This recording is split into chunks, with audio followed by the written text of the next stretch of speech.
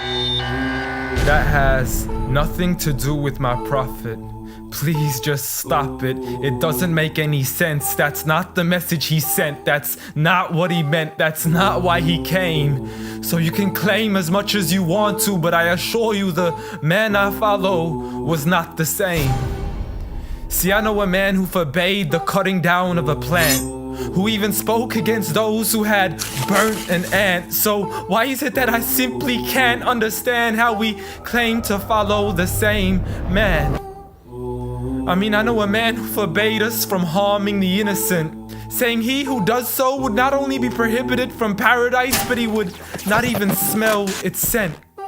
So please tell me how what you're doing has anything to do with the message that he sent.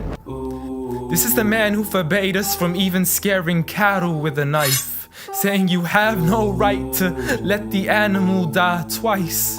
And when he was asked for advice, he'd reply, don't get angry, don't get angry, don't get angry, repeating it thrice. See, I know a man who called to patience first, even to those who had treated him the worst. And when he was asked to invoke Allah's wrath, he said, I was not sent to curse, but rather as a mercy to the earth. Matter of fact, the entire universe, meaning everything that was made. See, this is a man whom the clouds would rush to shade, a man to whom the trees would sway and the birds would flock to seek his aid. For they knew he was a man of justice, a man who would never betray, a man who could be trusted even by those who had wanted him slain. See, Anas bin Malik served him for 10 years and not once had he heard him complain. For he would never get angry for himself, but only for Allah's sake. And he never responded to evil with evil, but rather he pardoned and forgave. For had he been harsh-hearted, the people would have ran away. So what is it that we still don't understand when we claim to follow Islam, yet we fail to follow this man? I mean, I know a man who was so caring and compassionate, who said that there is a reward in serving all things that are animate. In other words, everything that breathes, whether it be the animals, the trees, and every single human being. I mean, if Allah called him Rahmatan lil Alameen, how dare you call him anything else that contravenes? See, this is a man who said that the Muslim was he who is soft, simple, and lenient. A man who taught us himself to be cautious from falling into extremism. See, he was never given two choices except he chose that which was easiest.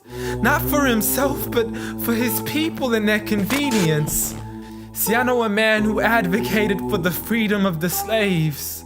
A man who taught us that the Muslim is the one from whom the people are safe.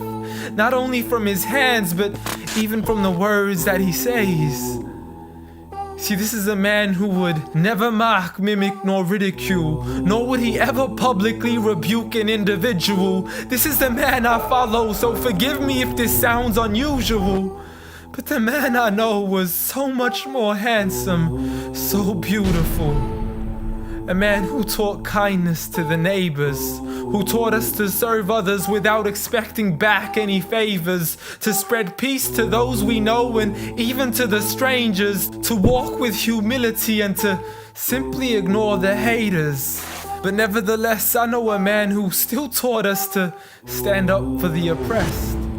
From the men, women, and children who call out to us in distress. I know a man who taught us to fight for these people, but by no means does this mean we have the right to transgress. For those who oppress have nothing to do with his name.